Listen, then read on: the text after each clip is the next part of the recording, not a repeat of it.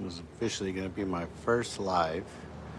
Nobody's on here yet, but when the actual post is posted, I'll be able to post this on my YouTube. And oh, we got somebody.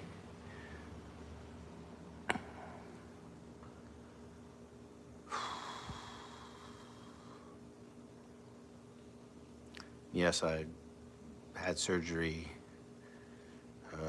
last Tuesday. ¿Qué pasó?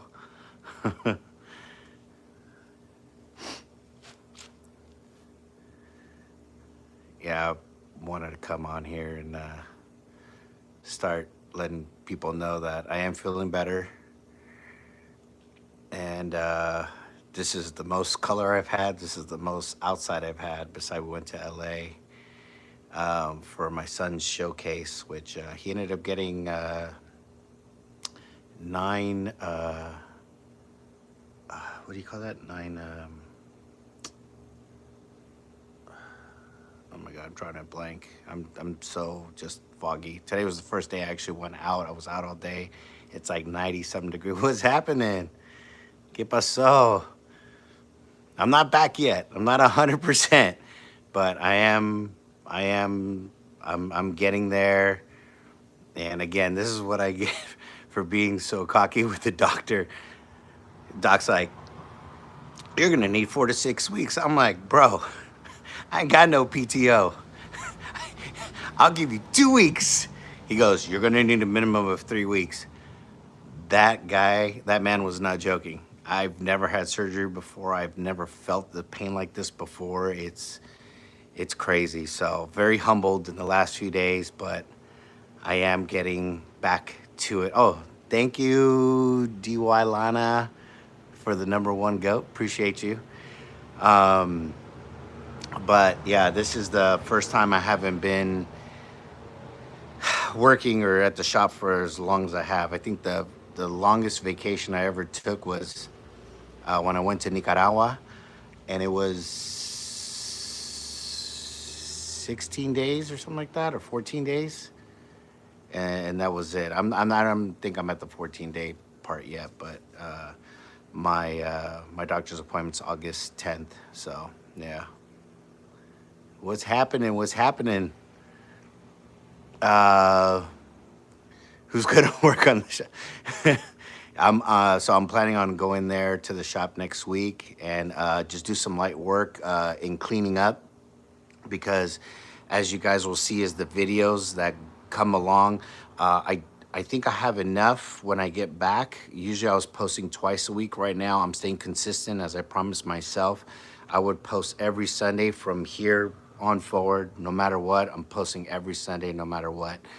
If I have extra footage or extra things, then I'll do the Wednesday or Thursday. I'll slide one in. But right now, I think I have enough footage to the timeline will all kind of blend in, because we're gonna see the progression on how close I got to the day of me getting my operation to that last moment. So the shop is even more of a mess than it is usually. So I'm gonna go in. I'm gonna clean up a little bit, not strain myself, not trying to move around, but I'm trying to just keep going. Uh, I appreciate you. I'm glad you're enjoying the little Sunday uploads. I figure Sundays are a day uh, where everyone's kind of chilling, getting ready for the week, things like that. That's when I usually enjoy watching. The people that I enjoy watching on YouTube is usually Saturdays and Sundays. But yeah, I definitely wanted to come in here and answer any questions you guys might have or anything. But I'm kind of putting it all out there that yeah, the surgery sucked. It hurt. It's still a little bit painful. They got me off the meds and all that stuff. They only had the good stuff for like two days, and that was it. This is fine. They just got me on ibuprofen 800, which actually works really really well. But yeah, thank you so much. and thank you to everyone in the comments too, in the videos, of the love, the support, the all of that. I really appreciate it. So again, you guys will see the progression up until the day that I left. I was exhausted. I was tired. I literally shaved and everything right before I left to the doctors, and then that was it. And then up until yesterday, I had a full beard and hair was like this. My eyebrows were like this. I was like, I'm gonna trim the eyebrows, trim everything down. And today, I actually got out and got some air all day. So it was about 6 hours today till I had to take some ibuprofen again. So I'm glad you do it. Thank you so much. Hello. Uh, you doing good, by the way? Yeah. I appreciate that. Yeah, so I'm doing better. I'm not 100% there. So August 10th is the day. So, and I've been loving the time at home and everything. It's been cool.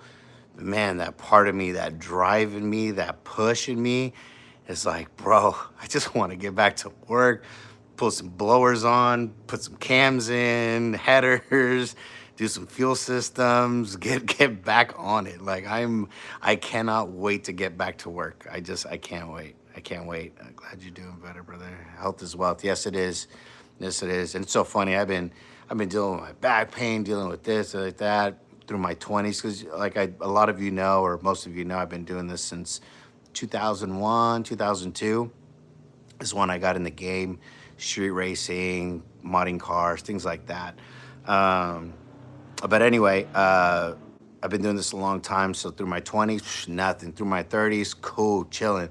I got into my 40s, and I'm like, ooh, this this isn't this isn't this, something's wrong. You gotta check. Everybody through my 30s, hey, better be careful, better be careful. So I was like, worry about it when I get there, worry about it when I get there. And here it is. So there we are.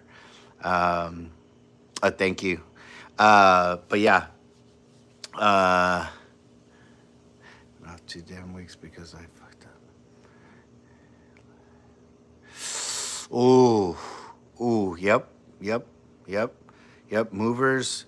Would you guys load up those trucks? And like when, yeah, I mean, I've moved a few times and this and that, and I'm like, I always tell my girls like, hey, we're gonna pay for people to move because I'm already doing so much at the shop. If I do something like that was me being careful. So, dude, 2 weeks, yeah, that sucks. That really sucks, man. I hope you get better, dude. I really do. And yeah, I'm sure though. After I'm sure you're probably like, I want to get back to work, but you're probably a legit spot. So you got probably some PTO or something like that. I ain't got nothing. If I'm not at work, me don't make money. So, but anyway, it's fine. I got everything covered. Got rent paid this week or today or tomorrow. Tomorrow I think it's due, but I'll pay it today at the end of the day. So that bills are covered. Everything's cool. I always stack chips on the side for rainy days and this and that for things that happen. So I don't stress out too much. So I got that covered. I got people hitting me up. Josh, when can I get in there? When I get in there, blah, blah, blah, yada, yada, yada. It's been driving me crazy shit. I had to pull from my, ooh, not the 401k. No, I heard they hit interest on that kind of stuff. That's all bad. What's happening? Modern Muscle. Just here recovering, getting better. Um, from Washington State. Okay. Hey, how's the weather up there? It is currently. I asked you for the weather. It is so funny. I've been in the house AC and stuff like that. It's about 101 right now. It is. It's hot. It's hot right now. Uh, yeah, they pull insurance. Oh, no interest. Okay. Oh, you got Roth. Okay. Nice, nice, nice, nice. Yeah, TVS, always watching. Thanks. Right on, Junior. I appreciate you, brother. Appreciate you. Hell yeah. I love it. Yeah, no, yeah. Well, uh, yeah, the work is coming, all that stuff. 80 is gonna, oh, so a little humid. A little humid. Okay, right over here we're a little dry. In the outer Bay area is where I'm at. I'm kind of in the valley area. Mike built a real race car. LOL. uh, I pulled extra out 2000. I pulled extra out so I could do my 2000 Trans Am with you. Okay, that's cool. Yeah, yeah. F body gang all day. F body gang. F body gang. I'm always gonna have an F body for the rest of my life. The whole nine. Always have an F body. I always loved F bodies. I just no matter what, I will always have one. Even I had the original one was pewter, but lost that one in a divorce. But I bought this one back in 20. When did the divorce happen? Like 2012, something like that. Anyway, sorry. Yes, sir. Absolutely. Just keep up the good work and take it easy, brother. Easy, speedy recover. Okay, right. Yeah, it's super hot out here. It's way hot out here. Um, super hot, humid, this, that. How many cars do I own? Okay, so I've got the 2002 hardtop SS Camaro. I got you guys remember the ZL1. She's still here. I still got her. ZL1. Got the 2007 Escalade EXT heads cam deal. Broken ringland right now, so we'll get to that. That's got like 200,000 miles on it, but it's got all nice stuff. I have a turbo kit for it. I still haven't put on. Next March will be 6 years or 7 years. I've been sitting on the shelf. It's hilarious. So I got that one. I got the G8. So 1, 2, 3, 4. So I got the G8. And then I have a white Camaro nobody really knows about. It's another F body that I was actually planning. Even this is even before I met Mike and everything. I always wanted to build a drift car, so I still might do that one with that one. I got that one for a deal, and then I have a wide body C6 Corvette that I will be getting ready and done in sooner than later. And that I'm gonna give that one to wifey, but it'll be my car. So that's like 5, 6 cars, 7 cars. That's it. But my actual babies is 1, 2, the Camaro, the SS, the ZL1, and the G8. Those are the toys. Joshi, ¿qué pasó? What engine platforms are you most familiar with? LS and LT. I live and breathe them. I literally live and breathe LS, LT. The LS game, it was out for a long time and, all that stuff. And then the LT game, I was the first one in California to do a cam swap on an LT platform car. No. Somebody did a Stingray in SoCal or something like that. But I was the first person to do a Z06, C7 Z06 in California. Based off the forums, Facebook, and just I put it out there. No one ever disputed that. So I did. I don't know. Well, OGs will know or whatever if you're on Instagram, stuff like that. His name was Stormtrooper. It was a white one. It was sick. It was at my old shop off of American Avenue. So I ended up doing the very first cam swap on that car back in the day.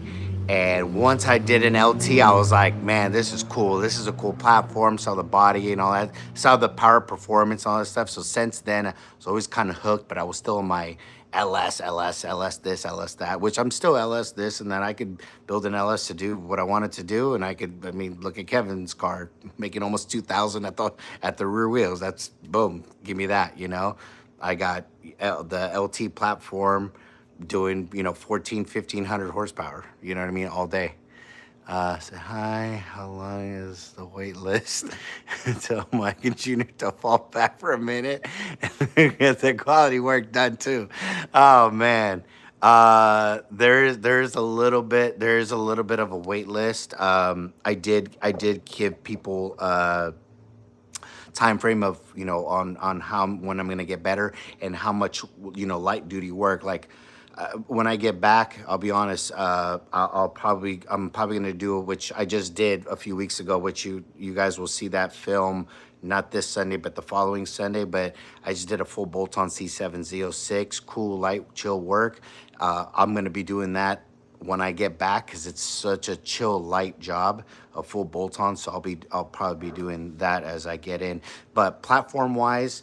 To the question that was asked before, I am most familiar with both, and I got into the LT game with the ZL1. Why everybody years ago, like 4 years ago, whatever it was when I bought this 4 or 5 years ago, everyone's like, dude, so why'd you get that? Why'd you get the LT? Why'd you do that? It's like, dude, the chassis, the 10 speed. That's it. Just the chassis and the 10 speed. The engine wise is fine. It's LT40. That's fine. It's the 10 speed and the chassis. Oh my God. It's something about these cars and the way they handle. It's just the only, and I had a, and I don't know if that video has come out yet or it's going to come out, but I'm doing a drive-in one. That might be this Sunday's episode or next Sunday's episode. I'm driving one. And I had an option to buy both. They were within like $1,000, whatever, or like $2,000. It was really close between the two. The only reason I went with this one is because what was kept annoying me is every time in the vet I would hear the creaks because it's a target top, so I would hear the creak all the time, and that's a very Corvette thing. That was just one of my. It was just a quirk that I was just like, oh man, I could see because when I buy something, I keep it for a long time. I don't buy flip sell. If I buy something, I'm keeping it forever, or as much as possible. So, but I did end up getting in this game, and then now we're twin turboing this thing. We're going for, whatever. We'll do like 1,300 horsepower. We'll keep it on like 19 pounds, 20 pounds of boost. We'll keep it chill. The Camaro, this is just gonna be crazy. But here it is, right? This thing's gonna be 1,200 horsepower, 1,300 horsepower at the wheels on low boost, air conditioning, heater, so refined. This thing's probably gonna make like 1,300 wheel, and this thing's just gonna be this is gonna be a animal, a beast. 427 F1A94 Pro Charger, which is technically a small blower for a 427, but we're gonna make it work. It is what it is. After that, we'll have fun with this deal. It's light. It'll be fast. It'll be fun. But we'll end up doing a turbo on this. This is whatever you want to do. Josh B, the LS go. Yeah, I mean I've done it. LS it's so simple for me to just get a combo out of my head and be like, I guarantee it's going to make 550 wheel. I guarantee it's going to make 650 rear wheel. I guarantee it'll make 800 rear wheel. Those combos are set in stone. The LT platform, I've built it. I've gotten it. I was doing cam swaps in 2016 when the V3 came out. I was already swapping the cam in these things for 800 miles, doing stuff, just doing different combinations, just figuring things out, you know what I mean? But always going in the stuff that I've learned with the LS, I was going with the LT. So that's everything. Ruben, hola, hi, sorry. Okay, how long has it been? The wait list is pretty long. Mike and Junior, yes, I have. Mike is we got to do the V3. We got to get that back on the road ASAP. We got to finish Junior's Camaro SS with the turbo. I got to get that done for sure. But I have those cars that are outside, the long-term cars.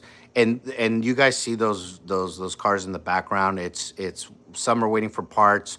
One car's kind of waiting for me. The rest of it was just everybody's waiting for parts. And I always tell everybody, take your car home. Tow it home. Don't leave it here. If you leave it here, that's on you, whatever. So it just looks the way it looks. But anyway, see, so that's good. Actually need the stratosphere. You put YouTube talent personality. You need it in the. Okay, cool. Yeah, I took a leap. And I love talking to you guys. I love creating the YouTube. I love just doing it. It's just really fun. It's just really, really fun. And I think that's coming from a lot just me just talking to myself at the shop by myself And, like, you know what? I could just talk to you guys. I just film it, edit it, post it. That's it. It's just, before it was music in the background, but now we'll get demonetized and all that stuff. So now it's just me talking to you guys, and any small project or anything, I try to post as much as possible. Taking notes. Okay, yeah, all the notes, brother. This is what it's for. This is what the, and I have gate kept a lot of things through my career and stuff like that. Just little tricks, little things that I just know what to do and stuff like that. But I'm in my early 40s. 50s are around the corner. I want to retire when I turn 50. I'm trying to, go towards that now mentally. So I think YouTube's a great platform for it to grow. I am have something else in the works that you guys are hopefully gonna love. But we'll stay tuned for that. Might be giving something away to you guys. So it's been nowhere in the background. No one's seen it. No one knows about it. And I mean, nobody knows about it. No one. There's literally less than 4 people that know about it. Maybe 5 people that actually know about it. Uh, but other than that, yeah. So that's coming up soon too. So I'll be doing that. I think it's going to be really cool, really unique, something a little bit different. It's definitely going to have my flavor, my sauce in it, and you'll understand that when you guys see what I'm going to present to you guys, and yeah, give you an option to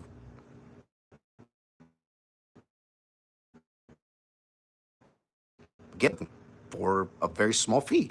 And yeah, could win it. We'll see. We'll see. It's coming up, but not yet. Taking notes. Okay, Josh Bonestock. Okay, here we go.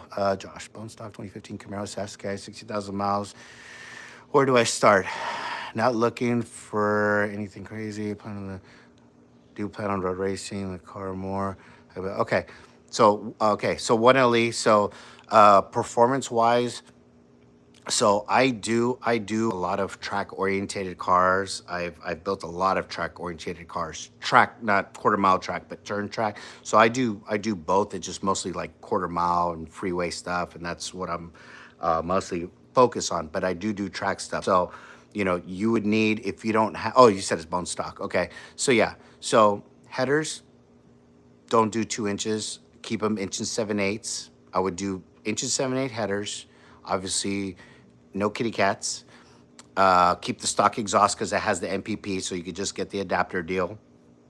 Um, Definitely put it on E85, just for the cooling effect of it. Because when you're out on that track and in hot days like this, and you're tracking it, and you're just going lap after lap after lap, your brake fluid, your coolant, everything's getting hot. And if you track your car, you know exactly what I'm talking about.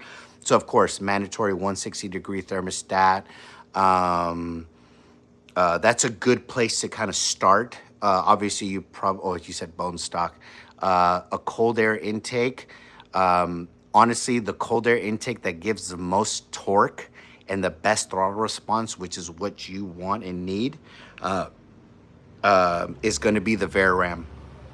The over the radiator stuff gives the most torque, gives the most throttle response. For what you're doing and what your setup, I definitely recommend the Veraram for this setup and what you're doing. Uh, so Veraram E85, a set of Iridium TR6 spark plugs with inch and 7/8 headers with a good tuner. I don't know where you're at, whatever your local tuner is or somebody that you trust or know well, definitely go there. And that's a good place to start. Then track it, because then if you start going into a cam and all that stuff, you might find the limitations of the tires that you're running in the front. So if you're road racing hardcore, you're going to have some sticky ones up front. So you might, you're using a certain brake compound, and that might not do well if you just jump up the power level like another 150 horsepower or something like that with doing cam headers, E85, doing it all at once. You'd probably gain like 100 rear wheel.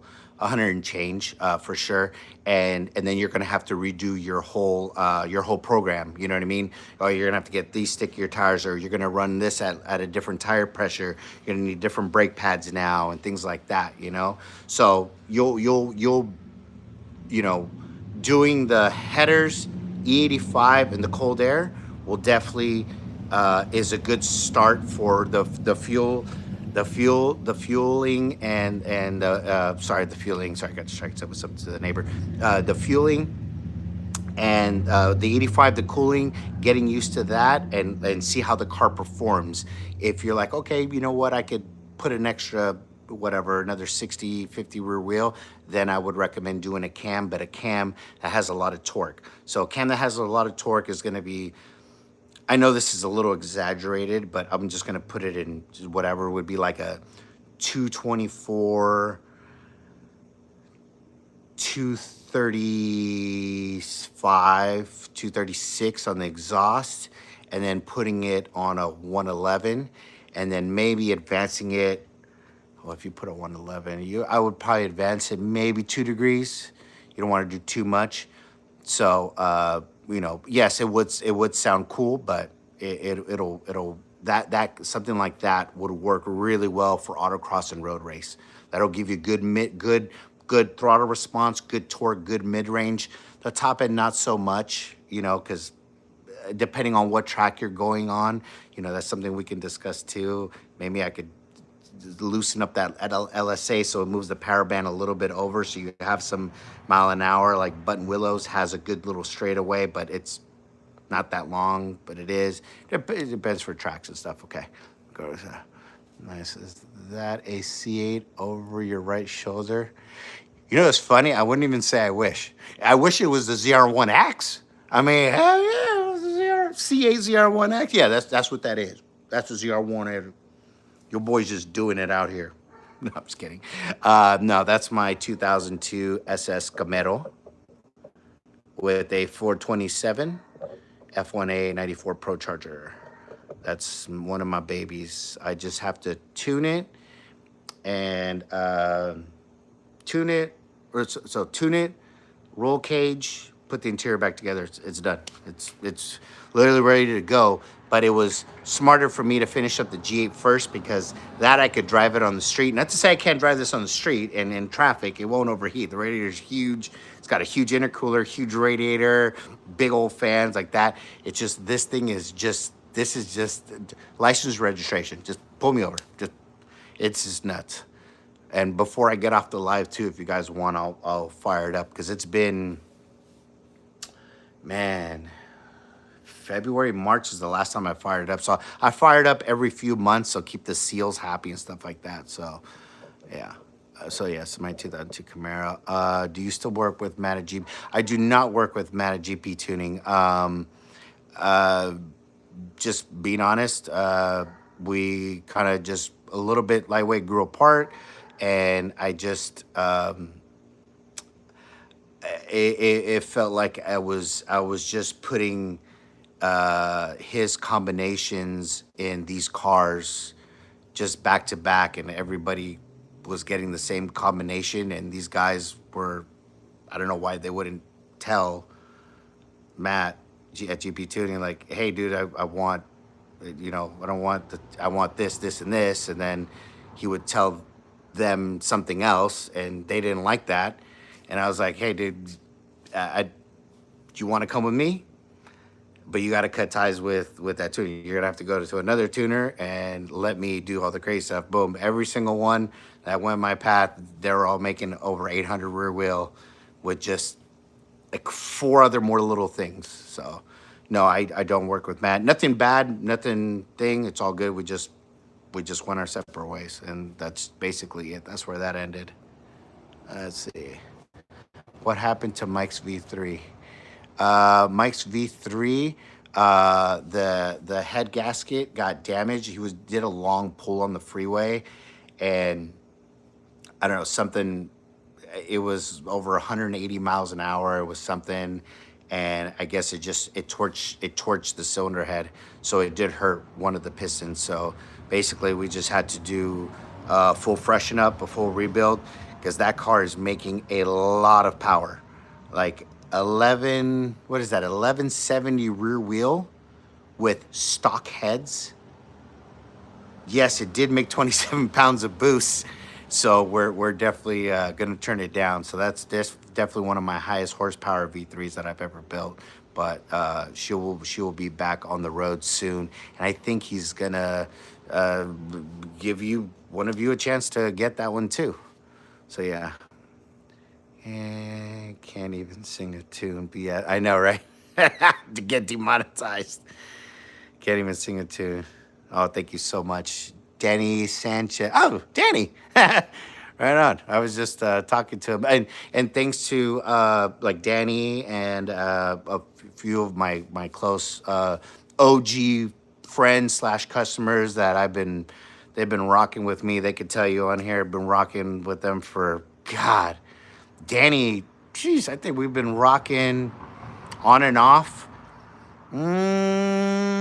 From your 408 truck days back in 2004, 2006, somewhere around there. So yeah, that's just, yeah, I'm, if you know, you know. If you're in the Bay Area, you know exactly who I am and how long I've been doing this and how much I love doing this. Like, I still love it. I still love it. Thank you so much. So my Trans Am's got 116 on it. And I think the rear main is a culprit of my oil leak. Oil pressure drops once it gets warm. This and that. The red zone. Should we just buy a new? You know what? That's what I tell a lot of people too. Is what your future goals are with the vehicle and what the long-term thing is. Because once you figure that out, if you're just like, okay, you know what, this is what I'm gonna keep, kind of like a chick, you know what I mean? It's like, all right, you know what, I'm gonna keep her around for a little while. All right, let me invest, you know what I mean? Let me, you know, do some things, you know what I mean? Whereas the one is just like, you know what, I'm gonna rock it for like a year and then I'm gonna sell it. You know, it's out, you know, one of those things. But anyway. If you're really going to keep the car and you love the car and the whole nine, you want to invest, I would build something on the side. Just build it on the side. You know, I'm an LS1 guy, still hardcore. This one, this thing, stock bottom end, it did have 33,000 miles when I bought this one. 33,000 miles. So stock bottom end. LS6 cam, LS6 heads milled, Vortex supercharger, methanol injection, and E85 in an automatic with the lock torque converter. This thing made 620 something. 620 something. We're just gonna do 20. I don't know if it was like 18 or like 29 rear wheel. So we're just gonna say 620 rear wheel. Yeah, the thing ran a 10.6.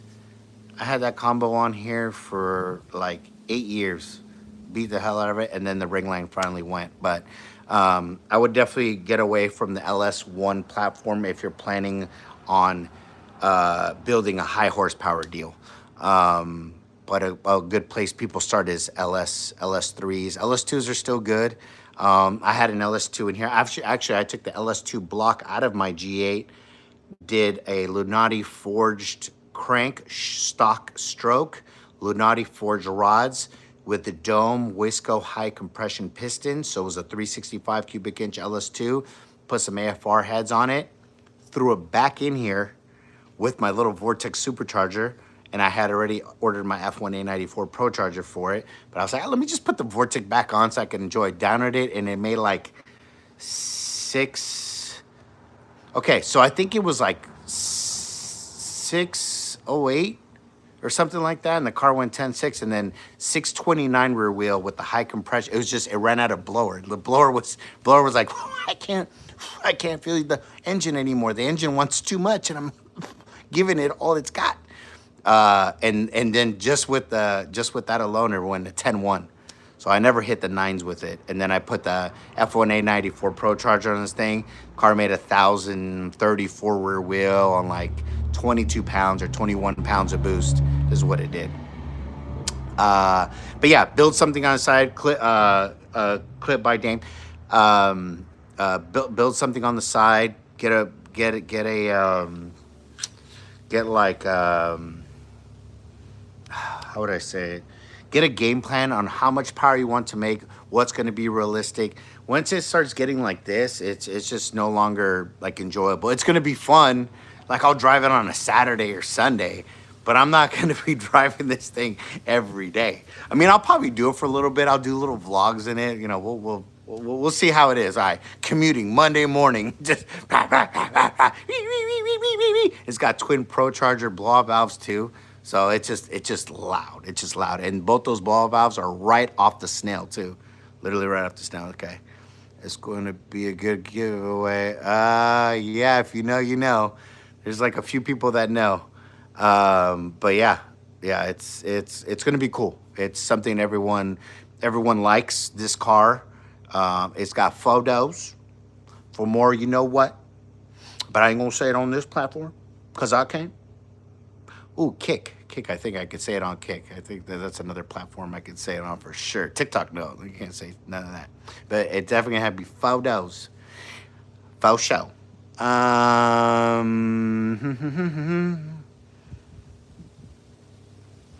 Okay, now it'll just be just entries. I'm not doing the merch thing yet.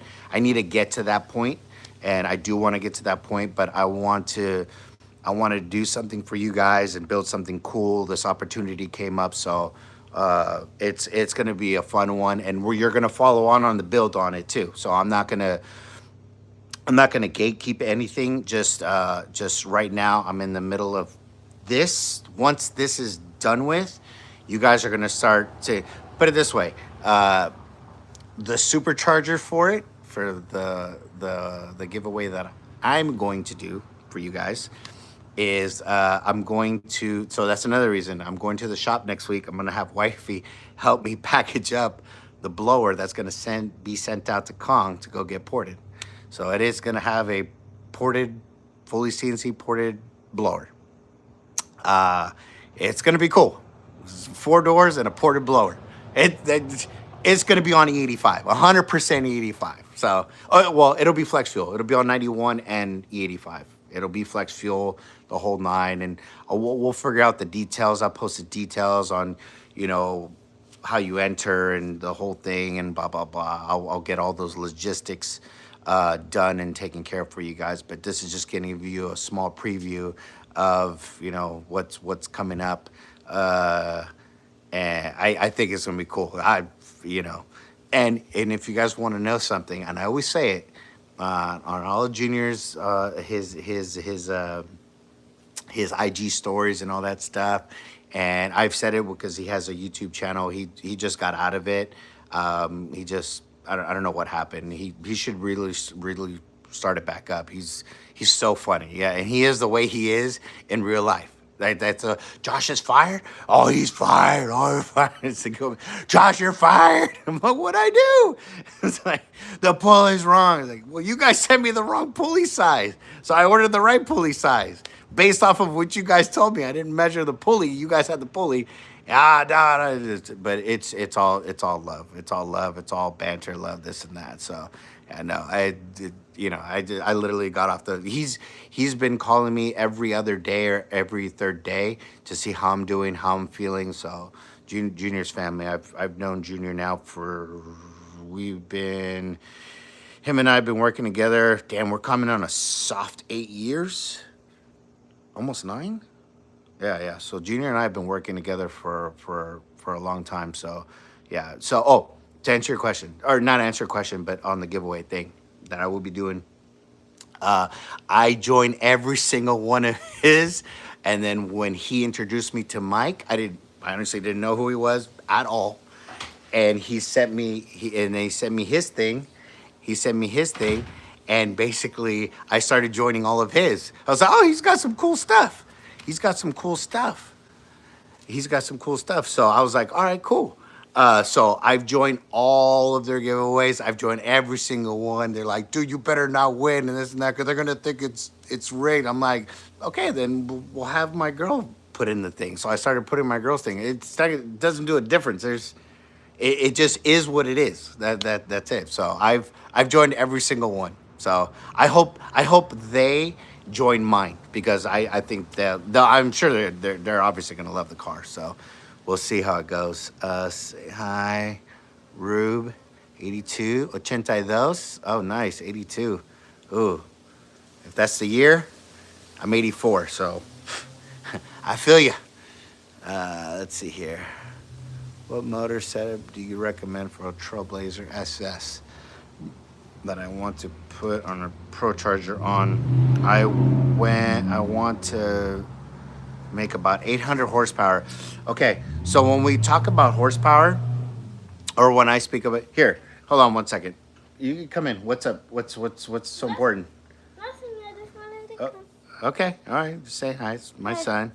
Oh, yeah. We were in LA right after my surgery, so I was in the hotel. But he had his showcase in LA, and I was not missing that for the world. So I didn't care what it took. And then out of 17 agents, nine of them want to No, 8 work. of them. Is it 8? Okay, Yeah. 8 of them. 8 of them want to work with him. So we have a whole monologue, everything to film. Tomorrow, everything's supposed to be entered and all submitted by Sunday. So, yeah, he did a showcase. He did really well. I didn't even know that was my son. I was like, God, like, who is this kid? Wait, because you practice, you practice, you practice, you practice, you practice, and then he's on the stage in front of. So it was 63 people in your showcase, and plus every family member for the 63 kids. Well, no, there was about a good 12 adults in there, and then you figure the rest of them had kids. So it was easily over 100 people in the room, Yeah. and you did absolutely amazing. So yeah, we got work to do there. So very proud of him. All right, Papa. Let me. Um, where was I saying? Okay, so Trailblazer SS. All right. We can get into the details of the all-wheel drive or two-wheel drive if you're which way you're going. Very easy. Trailblazer SS Pro Charger setup. I would definitely do the F1A94. Uh, Build yourself. You can get away with the 416.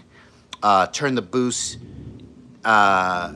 You could turn the boost up and put a wastegate on the boost side of it. So this is a trick I did back in 2008 or 2009, 2008, 2009. This is so back in the day, and I feel like I'm looking at social media, and I was like, they just invented something, putting a wastegate on the boost thing to make more torque, and it's, yeah. I just scroll up. I don't even. What am I gonna go on there and be like? Yeah, I did that back in '08. I don't want to. I'm not that guy. I'm not being. I'm not gonna be that guy. I'm just not. But anyway, depending on budget, right? Depending on budget, 800 horsepower. You want lots of torque. I'm trying to get at torque. So cubic inches is not gonna hurt you. So you could do a 416. You could do a 427. That'll make it a lot easier. 416 also that'll make it just as fine. It's just you can't really turn it up because the 416 the walls get thinner and thinner. Just like my G8, my walls are super thin already. I'm like, we'll see how. That's why I'm just gonna keep it right at 1,000. It's not such a heavy vehicle. It's like 3,800 pounds. 3940 is when I weighed it last. That's when it had the LSA blower. But anyway, Trailblazer SS. You want something with cubes, Pro Charger. You could even do a D1X.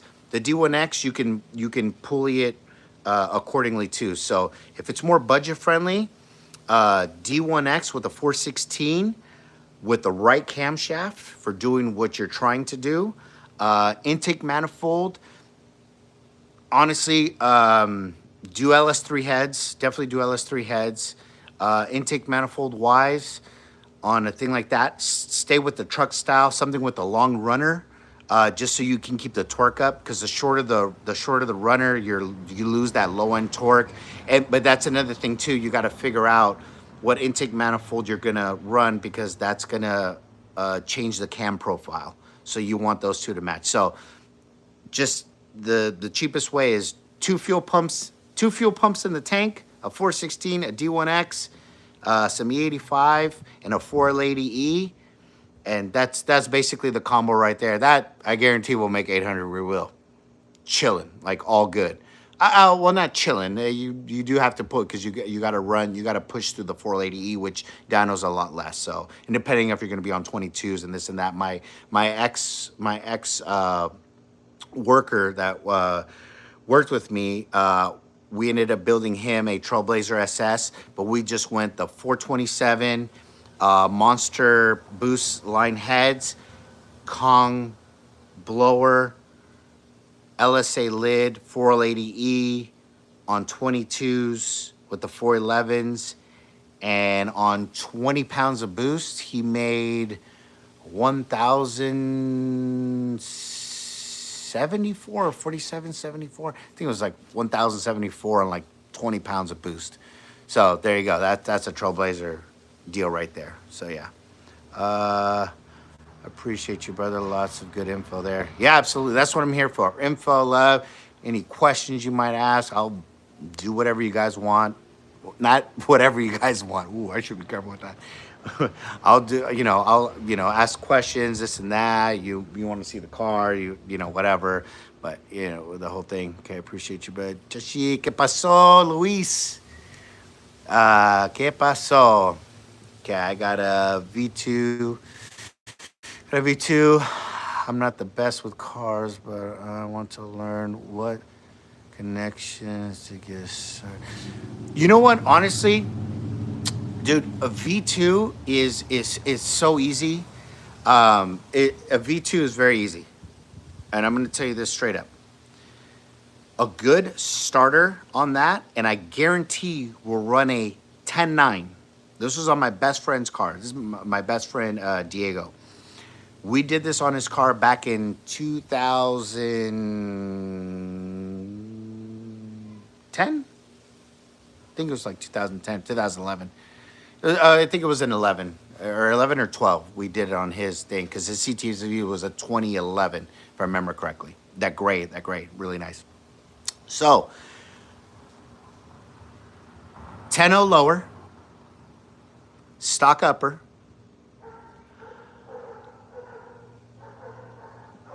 The injector size is going to be based off of future mods. So if you're going to do future mods, get some 1300s or some 1400s if you're going to plan on turning it up later on. I hate having people have to buy injectors twice. I always tell them, it's like, but if someone were like, oh, this is so much cheaper though. I was like, how about, what's the difference? Like $200, $300? Just pay the extra $200-300 because that $1,000 set of header injectors you're going to sell for like $600, $500, and then you have to spend another $1,400. You actually lose like whatever that math is, like a couple $100 you're literally throwing away. So, but back then we just did 1,000-pound injectors. We changed the ZL1 lid, or sorry, the LSA lid to the ZL1 lid with the upgraded brick. Bigger heat exchanger, bigger pump, 2-inch headers, no kitties, into the stock mufflers. It was American Racing. What else did we do? We did a cold air intake from, I don't even think the company is around. They were making it like the RPM one. It was kind of like that. It was 4.5 inch.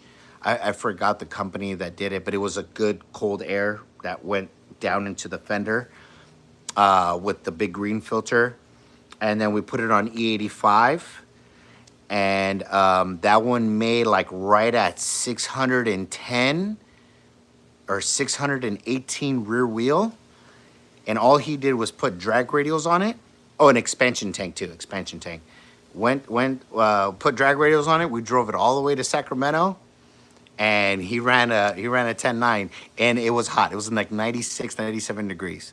So that's a V2s respond very easily. So if you're gonna do future mods, put some 1300s on it. Start with those basic deal, and you should be good. You should be fine. Then, later on it becomes cam, ported blower. So there's only about I think like 8 guys out there. I haven't looked at it in a while because I did that record like 5 years ago. 6 years ago, 5 years ago. but I did a cam only, heads never removed, which a lot of people, there's two people that come to my head like, oh, that's not gonna work. That's so dumb. You shouldn't, blah, blah, blah, blah. I was just like, shut the F up. You don't know what you're talking about. I'm gonna do it. And I did it.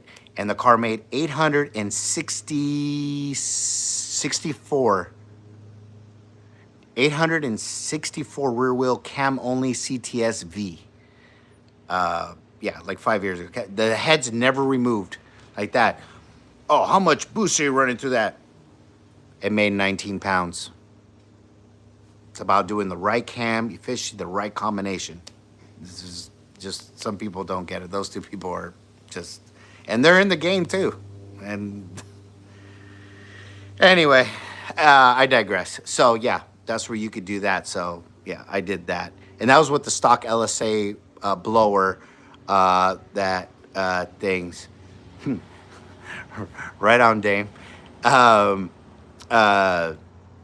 It's distracting because it's right there.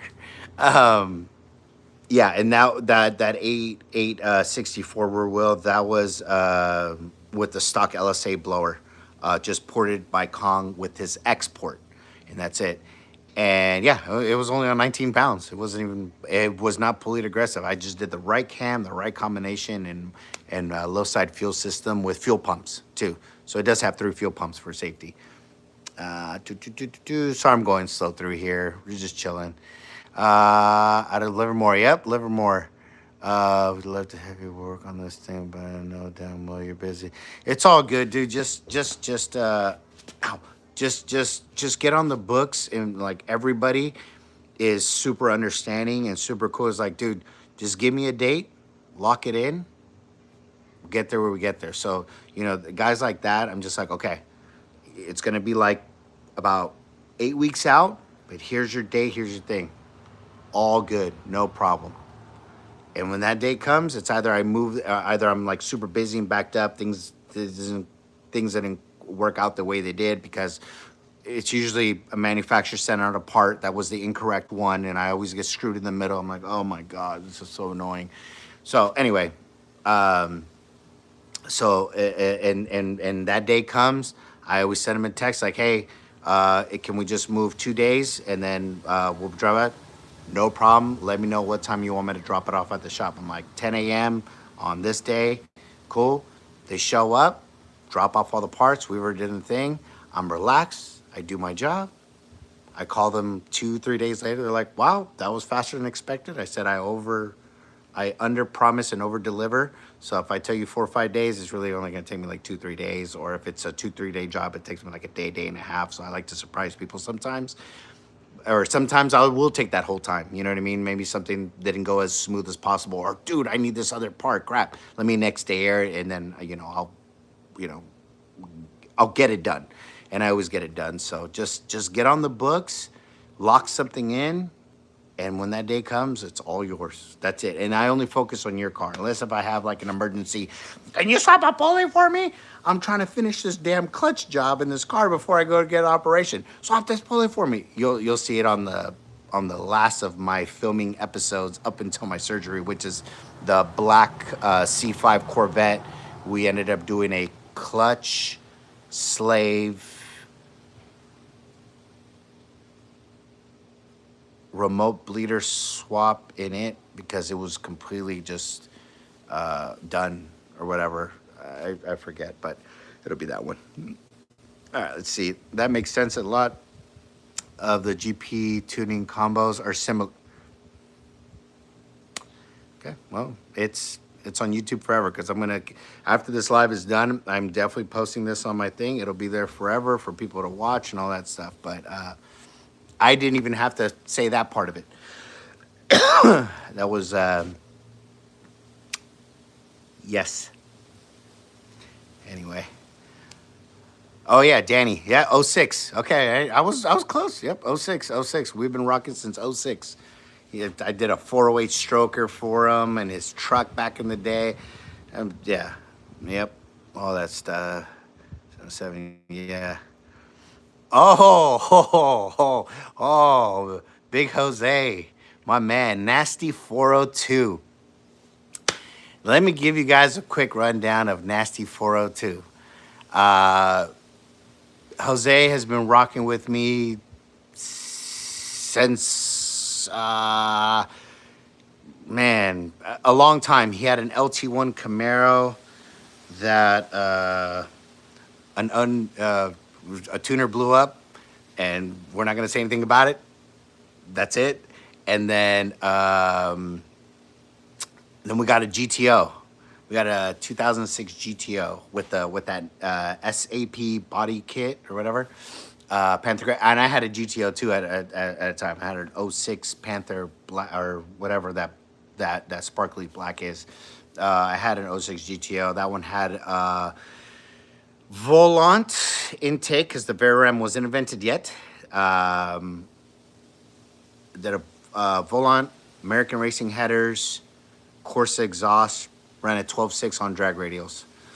So yeah, quick thing with my boy here, Nasty 402, 8, Big Jose. So GTO, we did nitrous, cam, big cam, really big cam. Was back in the day, I think it was the Vindicator cam. They made like 450, 460 rear wheel, like cam only. You know what I mean? A little LS2, just doing it. And then we did like a 200 shot on top of that. We never blew up the engine. Everything was fine. We're just, hey, let's just build something else. So we ended up pulling the engine. I'm sure that storyline's a little messed up, but I ended up stroking it. Yes, I ended up stroking his engine like this. Stroked it to a 402. That's why it's a Nasty 402. And you know why it's a Nasty 402. I built that engine originally for nitrous. So higher compression, AFR 230s or 245, the big cathedral port ones with 12-2-1 compression. Dynoed it on the nitrous plugs too, just so we knew the tune was safe on nitrous. It wasn't like he had to throw a regular plug in there just to have fun like that. And it's like, oh man, if I have to spray, I got to pull those spark plugs.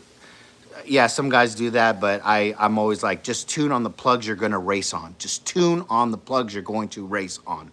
So we did it with really cold plugs, and I think that thing still made like 545 or 554. If you're still watching, I'm going slowly down the chingadera, but Jose, if you could just put it down there, what it made, just NA 402. It was on E85 too. And then we had the nitrous on it. I don't think we sprayed it, or we may have sprayed it. He may have sprayed it. I don't remember. Fast forward, you know what? F this. Instead of getting the bottles, let's compress the air and force it in. Cool. This engine wasn't built for boost, but it does have head studs. Does everything. It's built for, I built it for pretty much a 300-400 shot of nitrous progressively. So everything had really stout, strong parts in it. So we ended up throwing an F1A Pro Charger at it, and on 18 little pounds, 18 little pounds, 18 little pounds, 18 pounds. 18 pounds ain't nothing. I could fart and have 18 pounds. Speaking of farting, I couldn't fart the first 3 days of this thing. Oh my God, if I farted, my body was falling apart. I couldn't laugh, I couldn't fart, I couldn't sneeze, I couldn't cough. Sucked. Anyway, made 1,008 rear wheel horsepower on 18 little pounds of boost. So that was a really, really cool build, really fun build. That was really cool. Whatever happened to Rick S Energy? Rick S Energy is somebody that he's been around as long as I've been around. So you got your Rick at Synergy. He sold the company a few years ago. We would text every once in a while, happy birthday, vice versa, you know, this and that. Just always, and he always wanted me to come and work for him and all that stuff. But I always knew in my future that I would not work for anybody ever again. I wanted to work for myself, but always had love and respect for Rick. Rick is a cool dude, cool with me, good with him. He's an honest dude and all that stuff. Last thing I heard was he sold the company, moved out of state, and then the most recent thing I saw, I think was about a year ago, is I think it's Joe.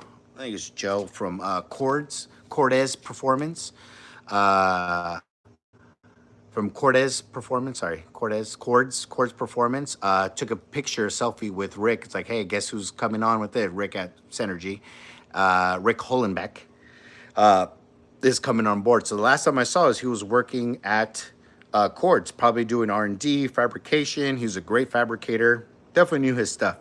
Still knows his stuff. I haven't I haven't seen him in a while. We still follow each other on Facebook, but he hasn't posted in a while. So as of recent, in the last, so I saw that post was probably about a year ago. So since then I haven't heard anything. But yeah, me, Rick, cool, love, all respect all the way through and through. Respect all the way through and through. Here, here we go. It's going well. It is going well. Getting on the color for a header soon. Yeah, if we've talked, we've talked. Let me get better. I'm gonna get people on the schedules. It's gonna be light work in the beginning, like headers, like header jobs, cold airs, things like that. Like just light work. You know what I mean? Nothing too crazy. And then I'll get to the heavier stuff. There's still 2 long blocks I need to assemble at the shop that I didn't get to. Nasty 402, 1K or bust, LOL, JK. Yes, we did break 1K. We did break 1,000 rear wheel horsepower in that. Wait, I thought it was at 6:30. Okay. All right. Well, love you guys. What? Okay. So the family, they're going to karate. I was like, oh, I think I still have time. Well, let me, okay, all right. Anyway, 1K or bust, LOL, JK. Yeah, well, we did do 1K, LOL, and we did bust. Anyway, he can chime in on what happened or whatever, but basically that engine that I built for that ended up in a sandrail. They wanted to go through it and stuff like that, making sure I think it was like, oh, I know he's your friend and everything, but we're going to go through it. We're going to freshen it up, make sure everything that he said was in there, stuff like that. All good. They took it all apart. They put it back. They were like, nope, everything's all good. I think they just changed the cam up because they put a Whipple on it. I think it was. I don't remember. But yeah, that thing's still alive. Now the engine's in a sandrail, and it was literally, the video it sent me was, I think it was racing another sandrail, beat it or something like that. So it was really, and it was on the dyno too. Make great power. Thank you, brother. No high horsepower. Kind of just want to keep it lightweight stock. Daily drive it. LOL. Lightweight stock, drive it. LOL. Okay, so if you want to stick with the LS1,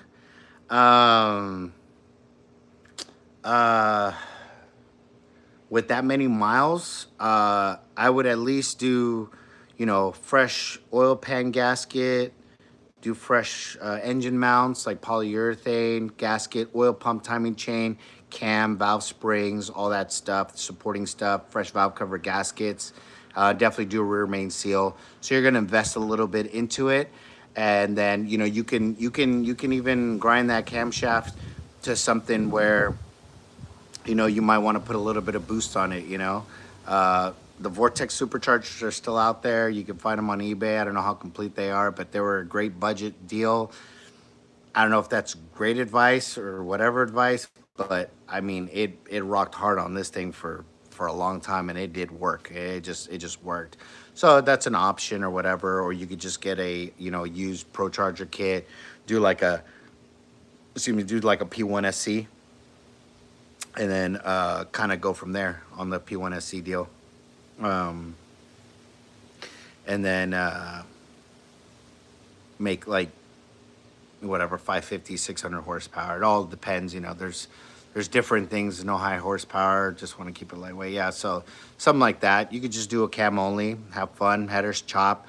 I would definitely invest in True Duals. Texas Speed stopped doing it. I know Speed Engineering started doing it. Their first kits were very from where. Ding, ding, ding, ding, ding, ding, ding. So now they are actually good quality. They're actually thick 304 stainless steel. The Texas Speed one is what I have on this one, and it's thick wall stainless steel. So this thing has Texas Speed 2-inch headers with the Texas Speed True Duals on this one. Every single car that I have done True Duals on, every single one that I've done True Duals on, has gained, on boosted applications, has gained 60 to 80 rear wheel foot-pounds of torque at like 20 some 2,000 to like 4,000 RPM. It's crazy. From going from a white pipe to a True Dual on boosted applications, literally gobs of torque. And I'm sure I don't remember doing an NA back to back, but I have all the high compression 416 F bodies that I've done that are 6-speed Well, the one last one I did almost made 600 rear wheel, but he had the Speed Engineering 2-inch headers with their True Duals, and they already were good quality. They weren't the old quality. They were the new quality that looks like the Texas Speed stuff that's on here. But Texas Speed no longer sells their True Tool kit. It was a great price, great quality, fits phenomenal, or else I wouldn't have put it on my car. The headers fit great. I mean, I was actually fine. Granted, I do have a tubular K member, poly this, and blah, blah, blah. So, yeah, anyway, let's see. Okay.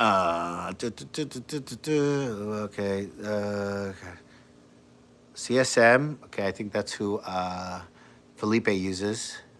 He's building me an all-pro LS7 headed NA 800 horsepower 4 C5R block, huh? Nice. You went with the what? Curious. Why'd you go with the C5R block? That's OG.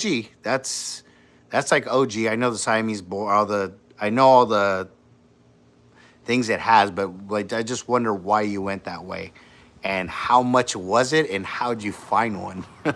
Another couple questions for you, Rdub 82. Sorry if I'm butchering that. I can't read. I'll build you a race car though, but I can't read. That's awesome.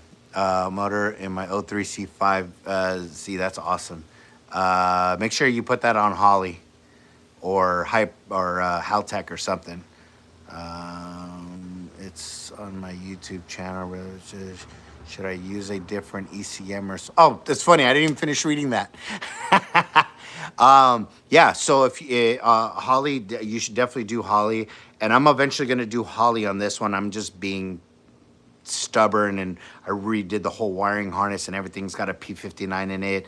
It should be fine for what I'm doing for now.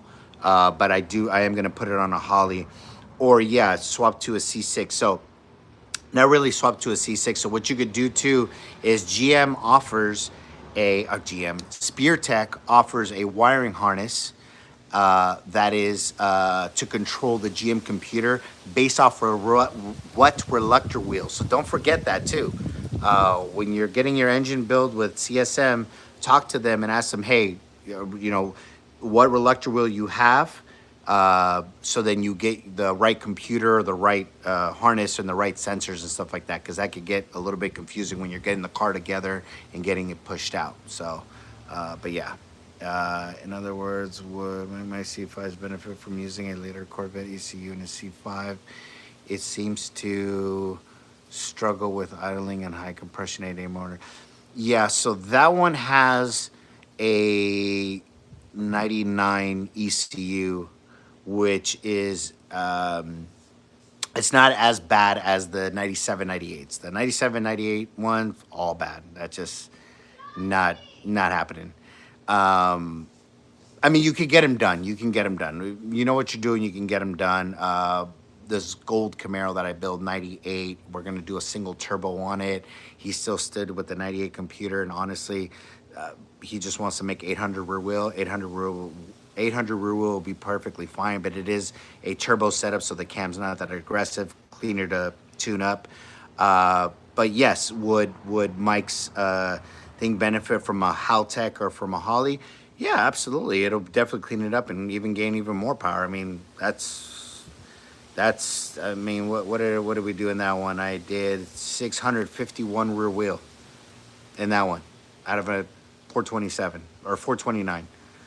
Still the stock block, just honed or bored. But I have a heavy crank in there, heavy rods, and heavy pistons.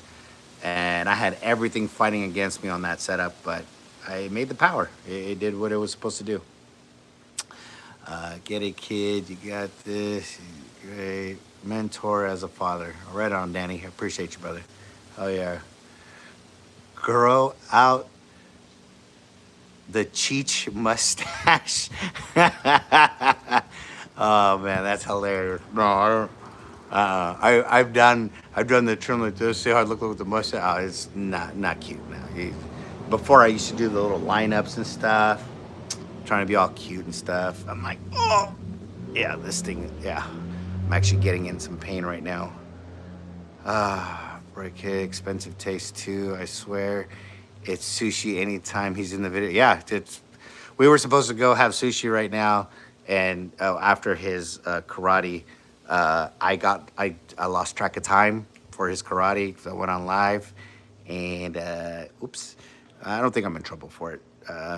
But we'll be all right. But yeah, he loves sushi, and he got that from me because I've my best friend Diego and Jimmy, they got me into like the raw stuff, like sashimi, things like that, like uni, toro, all that stuff. I was what, 15?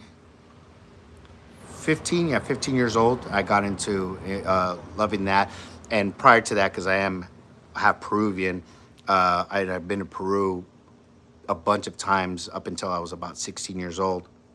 Went there religiously, so ceviche, and my family's from a coastal town, Callao, so Callao is like saying if you're from the Bay, let's say Lima is San Francisco, and Oakland would be El Callao. So that's how close it was. It was just a quick little trip.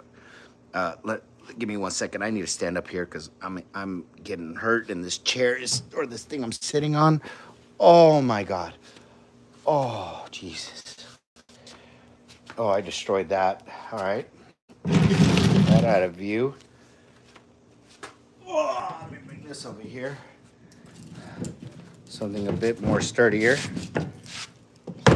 Oh, sorry about that, guys. Oh my God. Oh. That's so much better. Oh, let's lift you guys up here. Let's lift you guys up a little bit here. There we go. And then tilt. All right. We good? You guys are good? All right. Yep. Expensive taste. Which? My first LS build. My personal LS build car was a, I guess with the X, but it was a 99 Pewter Z28, full suspension, the whole nine. I did ETP heads and this is a cam we're running back in the day. It was like a 228. It was a 228, 232 on a 114 plus 4. That cam just worked and everything. Those specs just worked. And it was like compilopes, like it was XE, it was XCR on the intake or LSK on the intake, and XE on the exhaust, or XCR. I think it was LSK on the intake, XCR on the exhaust. So the ramp rate was really high in the intake, and they slowed it down in the exhaust. So they flip it backwards. It's supposed to make more torque, more efficient, but it would make good power. So in that LS1 with an automatic Yank 4400 stall, FLT built transmission, ETP heads, that cam, they were, what were they, 12 degree heads? I think they were 12 degree or 11 degree heads. I think they were 11 degree heads. So this is before Frankenstein, before all this company. So when I spoke to Frankenstein a few years ago, I was like, "Oh, you guys are doing like aggressive valve angles, like Kerry used to do back in the day, ETP." He goes, "Dude, we hired Kerry. Kerry's here. He's working in the background." I was like, "Oh, that all makes sense." It's like, "Hey, I'm an OG customer of him. He'll probably never remember me, but I was one of the first sets to get him in Cali. We got one of the first sets in the ETP heads that just back in the day when he was just first starting out or first doing that whole thing. The push rods are like 8.125 and 8.050 or something on the exhaust or something like that. It was weird. But we always had like a weird harmonic up top, and I think it's because we were just using just regular. I forgot the comp lifter part number from back in the day. Comp 918. Those are the valve springs I broke all the time. Hated those. If you're an OG, you know comp 918s. I think they fixed it now. I think the part number was like 355 or something like that on the lifters. They were basically LS7 GM style lifters, but I think we were having a dip in harmonics because we were revving it out. So at 7,200 RPMs, it made 8 on pump 91 with the fast 9090 because that's all we had back in the day was a fast 9090.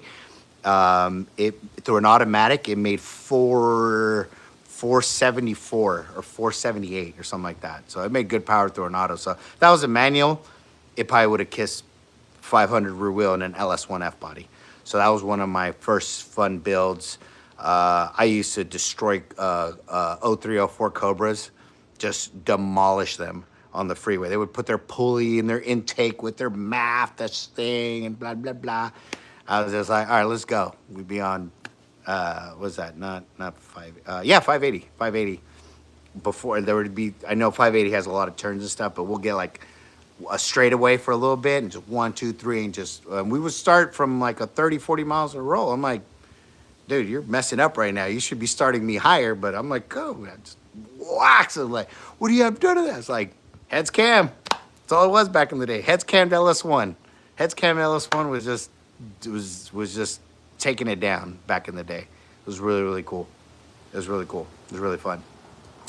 So that was my first technical LS build that I had. Then I sort of threw a T-Rex cam in it, whatever, and then it made like no more power. I think it was like 8 more horsepower. Lost some torque, but the car felt faster. Spun it up to 7,400. Valve, no. Valve never hit the piston. It was I spun a rod bearing. So, my cheap butt back then, I was just like, go. Racked it up, pulled the pan off. I had a tubular K member, so I was like, lift the engine, pull the K member, and I already had the bolts backwards, so I didn't have to pull AC, or AC was already gone.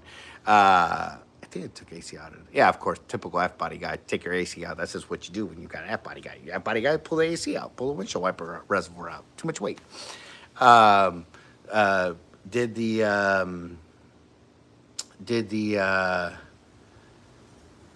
Where was that at? I just lost my train of thought. Okay, F-body, that, power. I just took a brain fart right now. But that was technically oh yeah, spun bearing. So I ordered some bearings from Summit, and then the ARP 2000 bolts, coated, stretched them, retorqued them, did the whole 9, did every single one of them, put it back together, fired up, ran great for like 3 months, and then that was it. It just lost oil pressure and died. I'm like, okay, cool. The journals probably weren't the best things. I was just band-aiding the deal and blah, blah, blah. So it is what it is. Hey, Josh, how much to install trans on a GTO? How much to install trans on GTO? I need more info. Definitely need some more information on that one. I just got a text message. Here we go. All right. She the damn code. They said I'm gonna drop all this nose without looking for some money. I appreciate you have respect. Yeah, no, it's all good. Like I said, the LT stuff. I do put some LT stuff out there. I do put some of the secret sauce out there, but I don't, and I do, and I don't. The LS stuff, it's like, man, that's something that's been figured out, and you know, everyone has done an LS and this and that, and they've done it their own ways. They've done it this way, they've done it that way. Some I've been like, just looking through social media, people across the country, of course, nothing around here. And I'm like, oh, okay, cool. Wow, that's impressive. It did that. Wow, with that. Wow, okay. And then I started thinking about, fueling, air, what dyno they use, and just my mind just starts going. I'm like, okay, what wheels and tires, what gear ratio, what was different from like another setup, or how would I duplicate that kind of setup and things like that. So you do kind of learn from everywhere and things like that. But the LS stuff, I don't mind putting people up on game. You know what I mean? Like I was just talking to somebody earlier today, actually from YouTube, texting, and he goes, "Oh, you Texas Speed stuff, BTR stuff, this and that." I'm like, dude, both great, everything all good. I have nothing against the Texas Speed LS7 cam is what Mike originally purchased for that LS7 years ago without me even anything, and we put that in the original engine. And then so what ended up failing on Mike's engine, it was the LS7. The valves were fixed. Everything was cool. The other problem they have is the titanium. Titanium can be in heat and oil. It's like that. So it has a coating on it. So the titanium rods have a coating. If that coating ever gets whatever hot or ever, you know what, it wakes, and this happens on stock LS7s. Mark my words, we're at stock LS7. So it's not even about that we modded his car. It doesn't even matter. LS7s are cool, but man, if one was built on a Friday or a Monday morning, oof. Yeah, oof on that one. So the coating on the titanium rod left the chat, and when two titanium things are being rubbed together like this, because one rod's going like, illustration like this. So one rod's going like this, one rod's going like this, like this, like this, like this, like this. That's pretty good, actually. It's not bad. Actually, oh no, you know what? I'm so sorry. They're on the same journal, sorry, and they're, you guys know what I mean. I'm doing this thing. When these two touch, and that coating says adios, locks up, done. And that's exactly what happened to his. So yeah, the LS7 engine is, thing. But so that car, we ended up reusing the Texas Speed Cam. Ended up reusing the Texas Speed Cam. It made great power in that engine. Granted, lighter rotate. So I had my things cut out. So I did some tricks on the compression. And you would think, Josh just probably threw a dome piston in it and called it good. No, I did not throw a dome piston in it. There's no dome piston in it. I did it another way with quench and milling, and yeah. So there you go. That's something I'll keep close to me, because the car made 650 rear wheel with a small cam. That cam's small. That cam's tiny for that build. And he wanted a bigger cam too, and I'm like, oh my God, the drivability is already going to be poop. You know what I mean? But yeah, so I'm happy we stuck with that cam, and we stayed with that cam, did well. The Texas Speed Cam, perfectly fine, all good. BTR cams, they're great cams. What they say they put out is what they put out. It's good, they work. I do use it for certain people, and they're like, hey, you know what, maybe a custom grind cam isn't for me, but I really want to run the Chupacabra cam, or I really want to run the Stage 4 cam.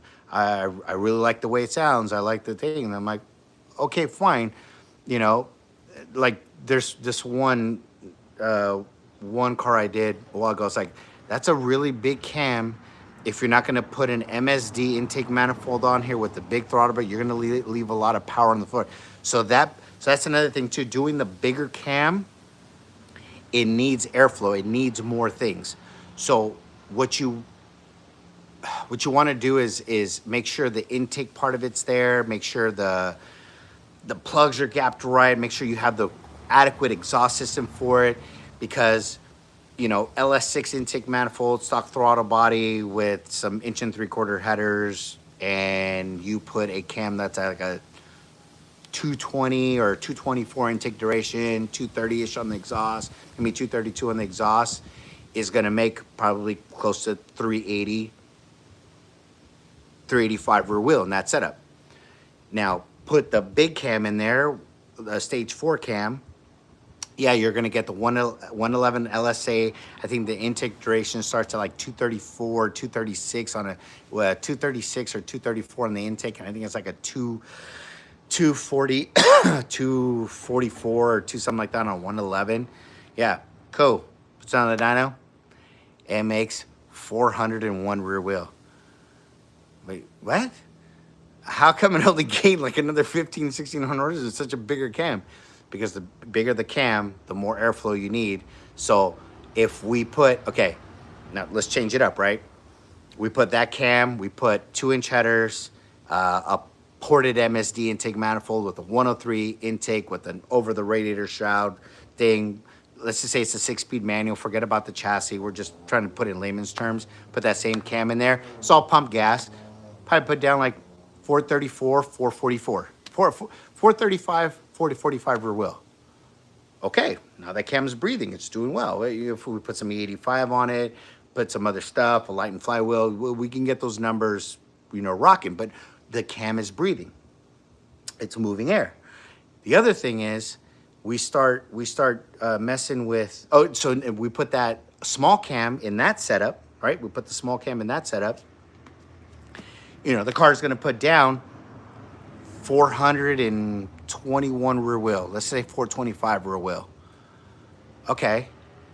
Why so much that smaller cam? So it's like, because that's basically, it's using that cam is using the air that it's the most efficient as possible. That's over thing. You're not going to lose power, but it's going to ask, hey, since you got a ported MSD, a big throttle, but like, you should really go with the bigger cam. You'll actually gain more power. So there's always that deal. And yeah, it's sometimes bigger the cam does. There's a lot of stuff that goes down with camshafts, like advancing, the lobes, the separate, like, you know, that's why off the shelf cabs, stage cams, I laugh at that. I'm like, no, everybody needs something close. If you don't want to do a custom grind, that's fine. That's fine. I'll get you something that's really close to what it is. The price difference is no difference. Whether the cam is custom cut or the cam is off the shelf, it's the same price. Doesn't matter. Just the custom deal does take longer. Some guys are, can we just do the BTR? No problem. I got you, buddy. All good. So there's always that. All right. Get to go right on. My bad. All good. Damn, I have a long way to go. Cheshi, ¿qué pasó? What's happening? Sorry, I get lost in these talks and then cough, cough. Jose used the bottle on me when it was supposed to be an A run. Ooh, we got some beef in the chat with two of my OGs. We got some beef in the chat. Okay. All right. 240. Oh, yeah. So there you go. LS2 402 stroker cathedral deal, high compression deal in a GTO with upgraded axles, one-piece drive shaft, and I think we had a triple disc clutch in there too. And yeah, it made on E85. It made 545 rear wheel. It's cool. And then 545 rear wheel. You guys do the math. All we did was add 18 pounds on that, and it made 1,008. There's the math on that. Jeshi, SRTG. ¿Qué pasó? SRT and LSX. Ooh, okay. Never sprayed. Yeah, we never sprayed nitrous on what's his, no knock on GP10. It's probably because he has his own line of parts. He sells his own products and program. Yeah, it just works. It's a combination, and it always make that power level. It always make that, and it's conservative, cool. Some guys are good with that. Some guys are like, hey, I wanted to make 650 rear wheel. That's it, you know, or you know, whatever. Or I think like the cam kits, I think all those combos made like 650 to 680 rear wheel. And that was it. That was literally what it made, and that's it. And people are content, and that's fine. That's just not me. That's not who I am. I'm all about pushing boundaries, making the power, just staying ahead of the game, just trying to stay ahead. And this game keeps evolving. You can't trust me. All these days that I've been off, I just been on social media. I still been on Facebook. I still go on websites of certain forums, and I'm still gathering stuff up. You know what I mean? The latest one from like last night and the night before, Florida High Performance came out with the carbon fiber lid for the LT4 supercharger deal. They made a lid. So yeah, I mean, third party tested it, which is CSP Racing. Super cool guys over there. Really cool guys. Knows his stuff. Everything all good. No questions. This and that. But man, I know that blemish in the carbon fiber was bothering him, and I saw in the comments like, hey, we're gonna take that back and we're gonna fix it for him and make sure it's 100%. That's not good. So they're doing a great job. But the whole thing there, excuse me if you guys saw it or not, was that the lid was flexing when you let off. So bubble up and then come back down when the boost thing. I watched that video quite a few times. Some guy was like, "Oh, it's the engine or motor."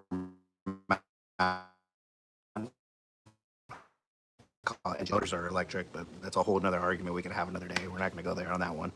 But they said, "Oh, the engine was moving." That's a brand new Blackwing with no miles on it, bro. I watched that video. It could be the engine mount flexing and the reflection. It could be. I don't know.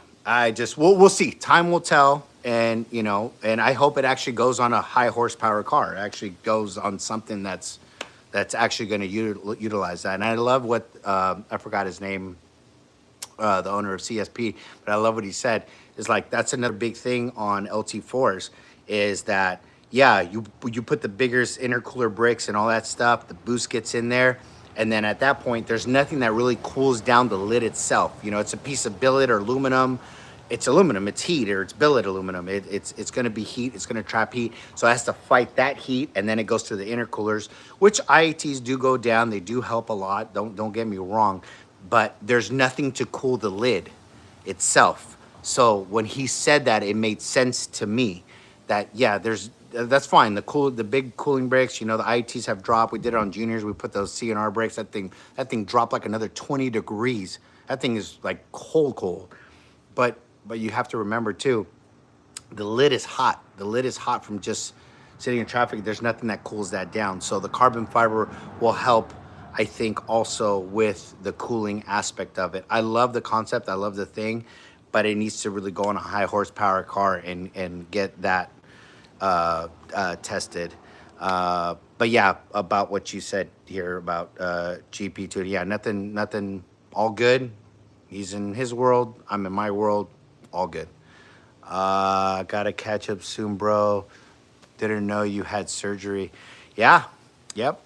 They finally enlarged it. Got an extra 3 inches, guys. So we're at 4 now. I'm just kidding.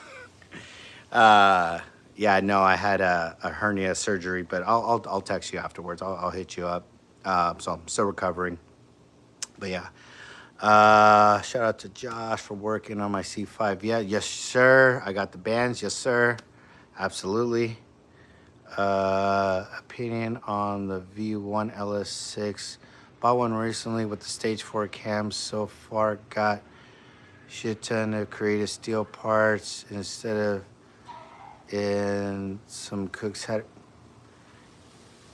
SRT G with the LSX GO LSX SRT. Is it black? Answer me in the comments. We'll keep talking. Do you know any shops you recommend in Los Angeles who, like you do, it's hard to find educated mechanics? What's funny in SoCal, dude? I don't. In SoCal, guys that like how my brain works, I like him. He's very intelligent. I love the way he does things. is Jesus from American American Heritage Performance down in SoCal. They do a lot of LS7 stuff, a lot of Corvettes. They do a lot of C5, a lot of C6 Corvettes. I think they've gotten into the LT stuff, but he's hilarious. He's funny, but he's so knowledgeable. I love the way he talks. I like he actually knows what he's talking about. It's yeah. There's a lot of shops everywhere that like they basically, you know, not knocking anything, but a lot of people will just like call a manufacturer like Texas Speed or Brian Tool. Hey, you know what? There's a, oh yeah. We sell you this, boom, good to go. You know what I mean? So yeah, shops that are not like it's SoCal. I don't know, but I do like Jesus. He's funny, but his way his thing works. He's very intelligent. Knows his stuff. Like guys I see would be like, you know, like Steve Morrison. Oh my God, I love Steve Morris. Steve Morris, the way his brain just goes and clicks, like, and how he's like, oh, you know, that's me too. I start thinking 10 different things when I was in the middle of one thing. I'm like, oh, wait a minute, how can I improve on this? How can we do? My mind just goes 100 miles an hour. And I was like, okay, well, and I could see him like theoretically testing that in his head. And I do that too. I like, okay, if I did this, you know, what number would that put down? And just years of experience of, you know, because he has years of experience of building engines, designing and engineering and he's just, oh my God. Steve Morris I love his brain. I love his brain. Awesome guy. Awesome. If I ever get big enough on YouTube, I would love to do a collab with him. Even though I'm not at his level of like his stuff, but he's very knowledgeable on LS, and we could talk about LS and probably get into the LT game, which actually I'm considering setting this block out. We'll see how finances are when the time comes, but I'm gonna send this block out to Steve Morris. He doesn't know it yet, but I'm gonna send it out to him, and I might do have him re-sleeve it and do 1/2-inch head studs. I don't know yet what I'm gonna do with that, but I might have him re-sleeve it because I love the way he sleeves engines. Not to knock anybody else, I love the way he sleeves it. He does it the right way, the long-term way. And I've had re-sleeve blocks from big name places back in the day that the sleeve literally dropped a couple of thou there, and we're losing power and compression, and something was going on. And finally, after pulling the heads off and this and that, like, oh, yeah, there it is. But anyway, yeah. So in LA, I don't know anybody directly. You know, I know there's Izzy's Performance. Yeah, I remember back in the day he had like a truck with like a 427 or a billet YSI all-wheel drive truck, which was awesome. That was cool. Yeah, so Izzy seems like a cool dude. But yeah, that dude Jesus from American Heritage Performance, I think it is. That's a cool dude. That's really cool. The shops in LA. I got the C5R block in a deal with my engine builder, which is how I ended up with it. If we were buying a block now, I'd probably go with that LSR block. Yeah, the price was probably right there too. If I go with, okay, yeah. So that the C5R block is Bible. That's that was just what it was. This is like before the sleeving deals. Guys were still sleeving blocks. Like there was a place in Canada. I forgot their name. Man, I forgot their name.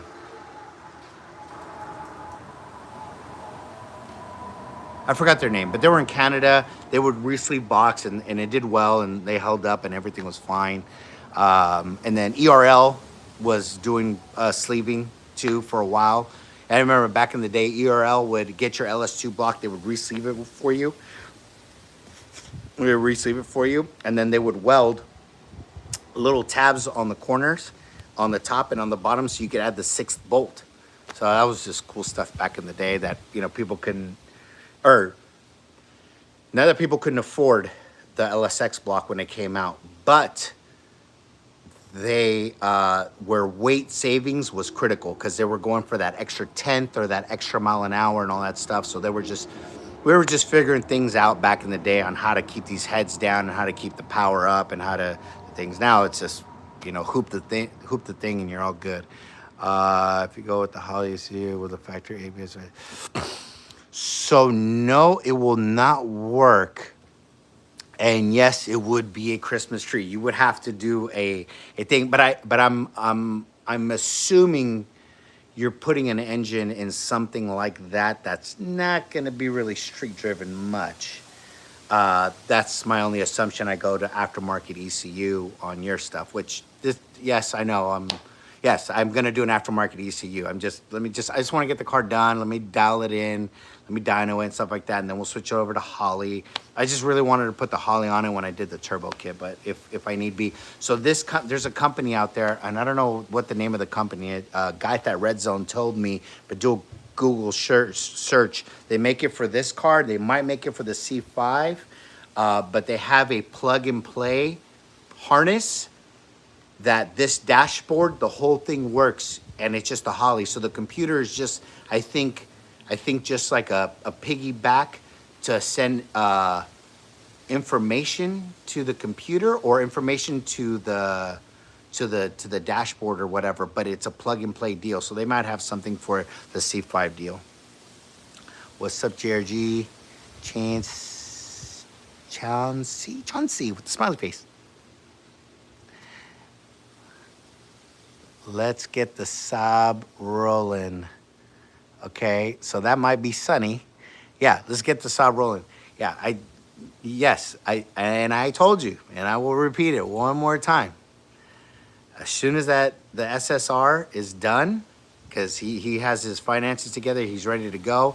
So that's one of the vehicles I want to knock out when I get back, is I want to get that one out of the parking lot, and then you could bring the Saab down and put it in there, and then we will schedule you in accordingly from there. But I did just have surgery on Tuesday, so I'm still recovering. So it'll probably be another 2 weeks. I'm actually working hard. I'm just gonna go cleaning up the shop and shipping out a supercharger to get ported for a giveaway. Sup Joshi JPRC83. Yeah, pasó. I finally had to take some medicine too. So today was the longest. I had I don't know if I said this in the beginning, if I'm repeating myself, but it was about 6 hours and we were active all day. Took my son to K1 karting because he has a big race on Sunday at Sonoma Raceway for open kart, actual race track. K1 is like, that's child's play. Like but I got him the K1 and I got him all the stuff. And I just do that so he just keeps practicing because there's nowhere else to practice or do anything. So that's at least something. So every time we go there, we always tell him, hey, been here a bunch of times. He's a pro already, this and that, blah, blah, blah. His carts go like 55 miles an hour. These things go like 2 miles an hour. Can you up the charge on the thing and make it faster? So I always do that for him whenever we go. So they put him in the back, and then he basically laps everybody all the way to the last person, and then laps that person. But he doesn't hit anybody. He doesn't do anything. He has control. He's just moving. All I tell him is like, you're not racing for first place. You have to beat times. It's time trials. It's all times. Time. So, today he did really, really well because we've been doing the acting thing for the last couple of month and a half. So it's been a while since he went to K1 and like that. So today we did like 3 back-to-back. Just for him to think, but I bought a 10-pack and it was way cheaper. It came out to like $23 a session. And I was like, oh, this is well worth it. It literally saves you like $400, $300 because they're talking about 2 runs, $75. I was like, listen, bro, where's the one that is gonna knock this down to like $20 a run? He goes, well, you get this package, but it's a lot of. Dude, no, you're literally saving. Who did the math? It was like $400 something. I was like, yeah, you're saving me money, bro. He goes, okay, if you're serious about it. I'm like, yes, we are serious about it. So today we went race, did that. Then we went shopping. We picked up some stuff, mailed some stuff out, got whatever. So I was out and about, and it was about 6 hours before I was like, okay, I need a 800 thing. So now they're just giving me 800 deals, but it helps with the pain. So it is feeling a lot better now. Anyway, Subtashi, okay, cool. I bought a new Z28. I bought new Z28 98 6-speed later when Patriot performed. All right, Irish Bay Area. I bought a new 98 Z28. Okay, 6-speed later than Patriot heads. Put Patriot heads on it. Had the write up in, I believe, Hot Rod magazine. I bought the CNC heads in cam car. Ran decent. Yes. Damn, Patriot Performance. Man, all right, Irish Bay Area, bro. Patriot Performance brings me back to a time. Yeah, everyone, dude, they were, correct me if I'm wrong, CNC ported, whatever, hand finished, intake exhausts, and I think even the combustion chamber with specific Patriot dual valve springs. Now, if you go back to the giveaway of Junior's G8 with the cow hood, which I'm getting that cow hood. I'm getting a cow hood for my G8, sorry. When I pulled those things apart, that was an OG build from New Jersey, and it had Patriot heads. How did I know? Patriot Performance valve springs. How did I know that? Because they had the big 7-degree thick valve locks. So that's OG, triple OG. So that's so cool. So Patriot Performance, I think back in the day was like $1,200, $1,300 a pair of heads sold outright. It was on GM High Tech. GM High Tech Performance. Who remembers GM High Tech? GM High Tech Performance. It was every page, or sorry, every single, not every page, every catalog or everything.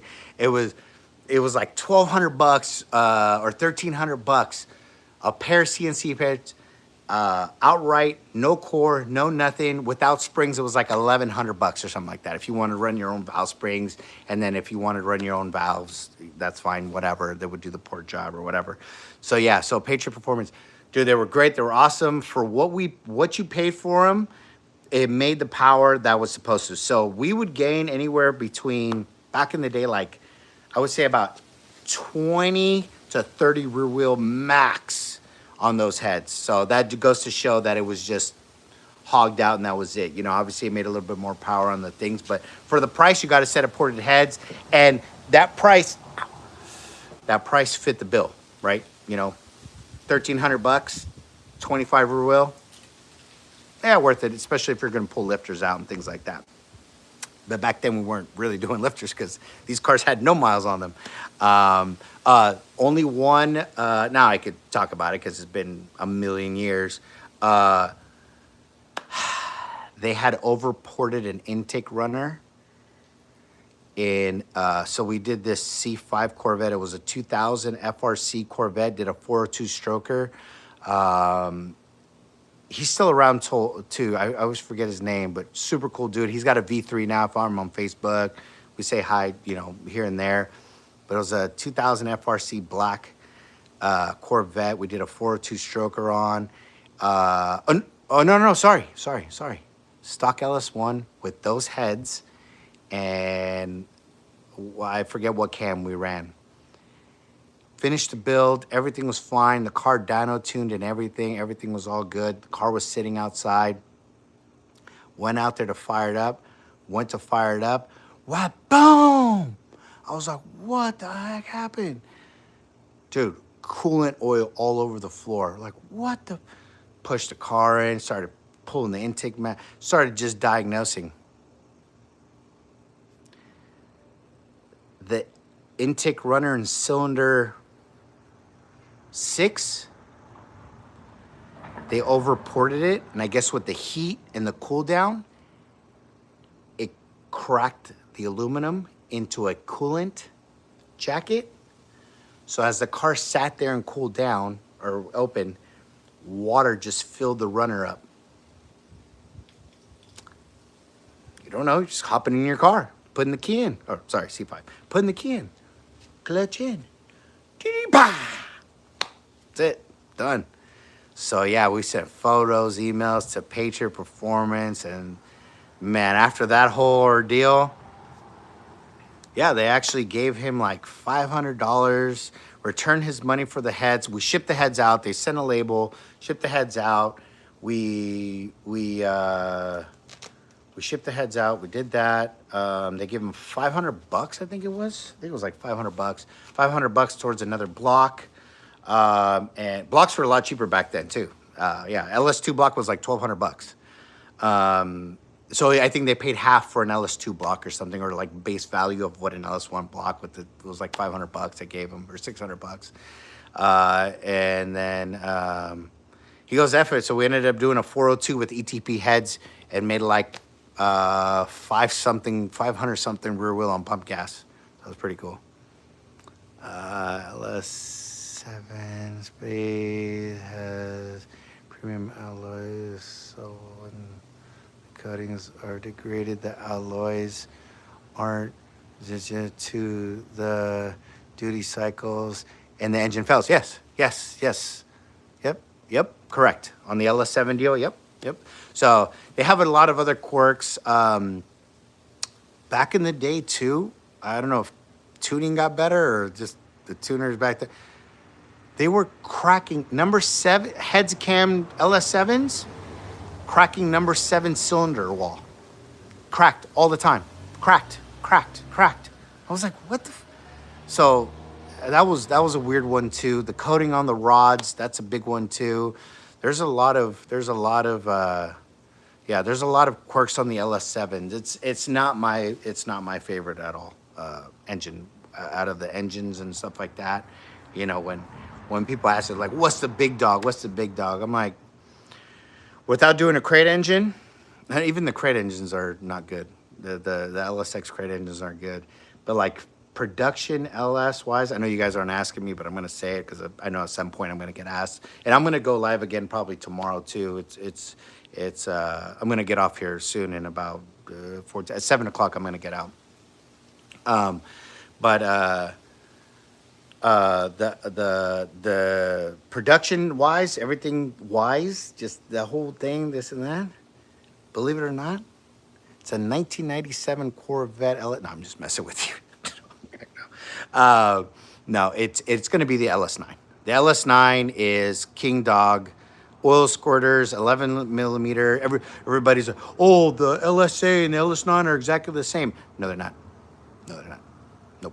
Nope, not even close. Well, close because they both fit in each other.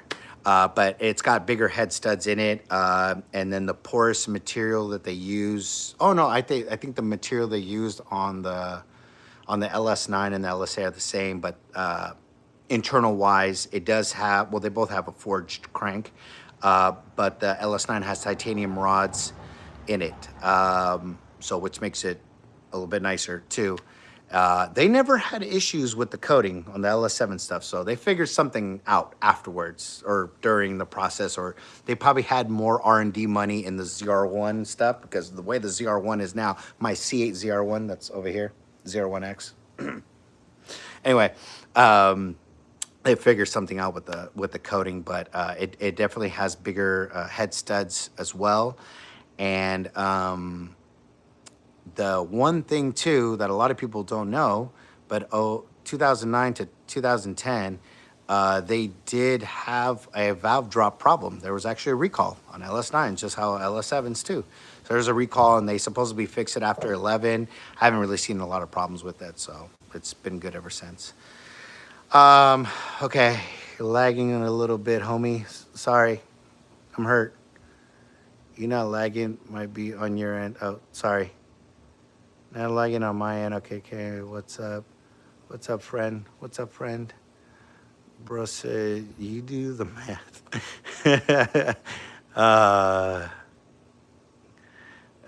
You have any experience with swapping a standard Vortec wheel to a John Bond billet wheel? If so, how much do you think I should pick up? So, Rudy 415. I think I know who this guy is. If it's who I know,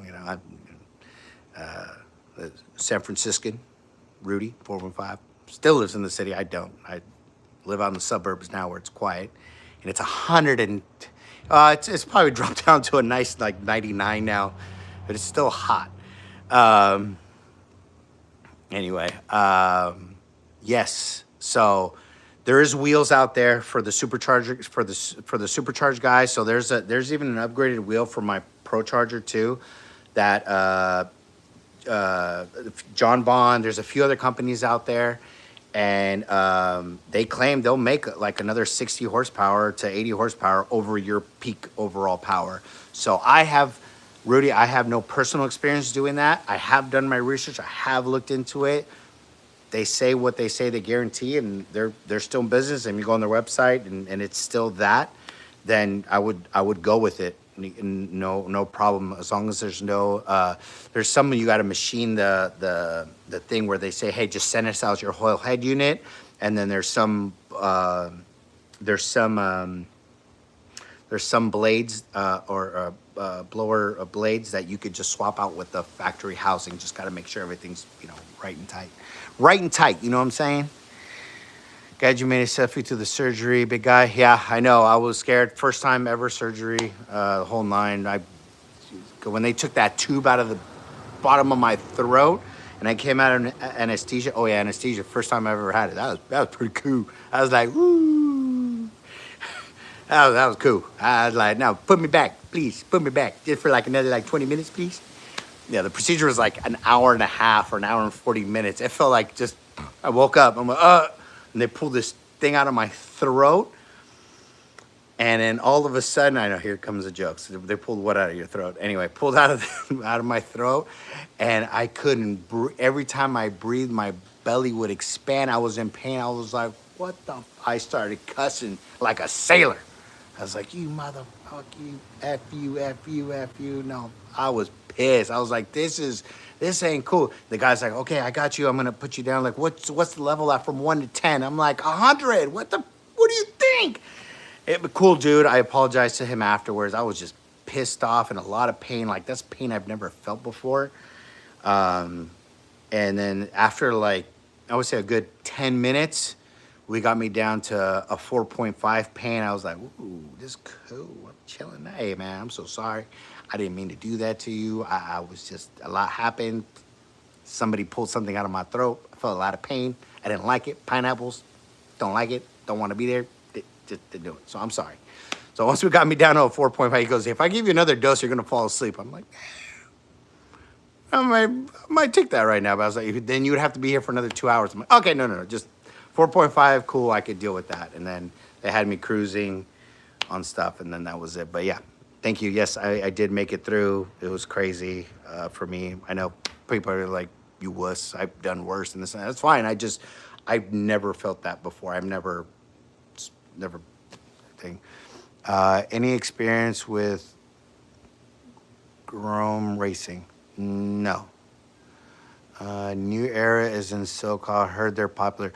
Yeah, so New Era. How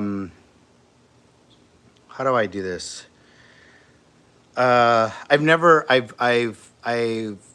We've crossed paths whenever we go to wherever we do race wars and stuff like that, and we cross paths somewhere else and stuff like that. Never had a chance to talk to him about something that he tuned for one of my good friends. So I still need to talk to him about that in person before I post any stuff on here that I need some clarification on that I'm not too happy with, but something we just need, him and I need to talk about. So I cannot recommend New Era. I cannot recommend any, I'm not going to recommend any. Somebody asked me in the comments, who do you like or who do you think? It's like, you know what? American Heritage Performance, Jesus. I like the way his mind works. He actually knows what he's doing. You know what I mean? Not to say that nobody else knows what they're doing. I'm talking about him specifically, the Jesus guy. He calls himself Jesus. He's really cool. Yeah, really funny guy. I've never personally worked with him, this and that, but if I was down there in SoCal and I had nowhere to go and like that and I wasn't in the game, I would just like him for his personality. It's like, oh, but go check this dude out. You know what I mean? Because at the end of the day, you got to have a little bit of personality in this game. I mean, I have a little bit. You know what I mean? You can't just be like, robot, oh, cam here. Even though you do feel feel like that sometimes. We're just okay, next car, okay, next car, next ham swap, next thing. You know, it does get to that, and I'm thankful for that. I'm very thankful that, you know, I get to that point where I just have back to back work, back to back cam swaps, back to back this. I love it. I love it. But yeah. So yeah, that's that whole thing on that. Not black, it's silver. One supposedly came from LA area. Okay. For garage, which is why I need a professional. I wonder how much did that SRT G here LSX how much power did it make at the rear wheels? Because this goes back to what I was saying, having that big of a cam in that, it probably only put down, we're just going to say it was a cold night, elevation LA on a happy dyno, it probably put down like 410 or 412 rear wheel or something like that. We'll say that on the happy end. Like that car would benefit from a ported Cathedral MSD intake manifold with an upgraded throttle body. You actually gain some power because that cam needs to breathe. What's up, Joshi? Joe Daddy. ¿Qué pasó? I'm out of here in 5 minutes. I'm hot and sweating, all that good stuff. And I need to go, take a 10-7S. Greetings from New Zealand. What's up, New Zealand? Heck yeah. Well, look forward to your latest video. Every Sunday, I promise, no matter what, every Sunday, the videos will be there. I promise. Hey, I think the latest I've ever posted on a Sunday was like at 10 o'clock at night, but it was still Sunday, and I posted it because I was waiting on my buddy to send me footage from his phone. It was one of the times when we were, I think, at Bakersfield or LS or something like that. But I'm no matter what happens, I'm always going to I'm just going to continue to post every Sunday, no matter what. I'll figure it out. I'll make content of me walking around the corner, if I get, which it's not going to be that. I'm just saying I'm going to be consistent no matter what. If it blows up, it blows up. If it doesn't, it doesn't. It's fine. We're chilling. This is the car community. We all love. We love car community. LSLT gang out here. Boy. Even though these guys are talking about getting more Hellcats and more stuff, and they're like, "Can you do this?" I'm like, all right, we'll see. I don't know, man. Let's not start there. Sorry about lagging on my bill. Life has been kicking my butt since COVID surgery. Also wishing you speedy recovery, bro. Yeah, all good. Oh, Jose Garcia. Yes, I have his. You've probably seen it in the background. I have his 416 stroker GTO LSA build. I've had that engine for quite a few years now, and there you go. Stuff happens, life happens. People, hey, it's all good. Your engine's here. Whenever I have all his parts, I have his pulley, oil pan gasket, I have his engine, long block, all assembled. A couple other miscellaneous things that I have there. We'd have to go through. I think I have his whole header system too. I have a brand new header system that I think we ordered back in like, God, I don't remember when it was, like 2019, I guess, 2018, maybe 2018, maybe 2017. I don't remember when we ordered, but yeah, it's all good. It's all good, Jose. I hope you get all good. Thank you for shouting out Jesus with American Heritage Performer. I wish you a speedy. Thank you for shouting out Jesus. Oh yeah, he's hella cool. Absolutely. Thank you so much. Keep in my prayers. Thank you for the knowledge you share. Absolutely. I'm here for you guys. I'm saying I'm an open book. I'm here. I'm here. I want to retire at 50. That's right around the corner. I just, there's some things I'll keep close to me, and I'll kind of just let it all out in a few years and just be like, look, this was the sauce. This is what I was doing. What was the secret? What was the thing? What was that thing? It's like, that thing is what keeps me working right now and, keeps me doing my thing. So one day I'll let that thing out. Not that thing. That thing that keeps, that I had, that thing that I have. Anyway, I'll let that out one day. What Holly ECU would you recommend with a piggyback feature from the C5Z06 Dominator Terminator? You can get it done. You don't need a Dominator. So Dominator is really good. That's a lot of inputs, outputs, like if you're doing a twin turbo deal, like my buddy Kevin's car, the 2000 horse, a lot of, stuff like that. Even something like this, I can get away with with a with the Terminator X. But at the bare minimum, you do need a Terminator X for your setup. So you can run flex fuel E85 and run all that good stuff. So Terminator X would be perfect for your setup. Naturally aspirated 800 wheel, 800. That's cool. That's easy work. What's up, Josh? You hope you're feeling better. I'm getting there. I'm getting there. What's up, big dog? What's happening? Quarter Black Travis. ¿Qué pasó? Are you started to work on Mopar now? Oh, here we go. Well, I'm just gonna scroll through that. I mean, okay. I've built quite a few Mopars as one's driving by. That is hilarious. You cannot script that. That was a scat pack that just rolled by. Anyway, yes, I've done quite a few Mopars. Like back in the day, I did that. I did this one customer. That's where I was working for somewhere else, but this customer bought a Hennessy. He flew out to Texas, bought a Hennessy SRT Jeep Grand Cherokee, the 06, 07 body style, which I love those. Those things look like they had you just lowered them on the stock wheels with the IROC because they look like IROCs. I love those. I always love those. Black or silver was my thing. Black or silver. If whatever, win the lotto and just have one, one of those cars that you want to add to your fleet. Oh yeah, I'd get one of those. Black, silver, slam it, put a turbo kit on it, and just be done with it. Just something chill.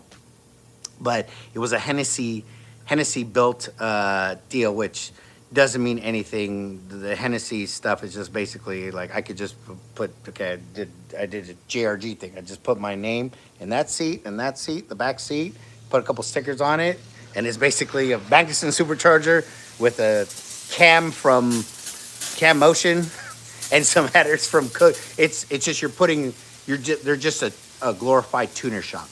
But on this, back in the day, they used to do crazier stuff. Now it's all cookie cutter. I don't care saying it. It's the truth. I'm not lying. They just do what I do. Except they just put Hennessy on it. It's like me putting JRG on everybody's thing and just call it some sort of limited thing. But it was a silver 2007, 2006 SRT 8.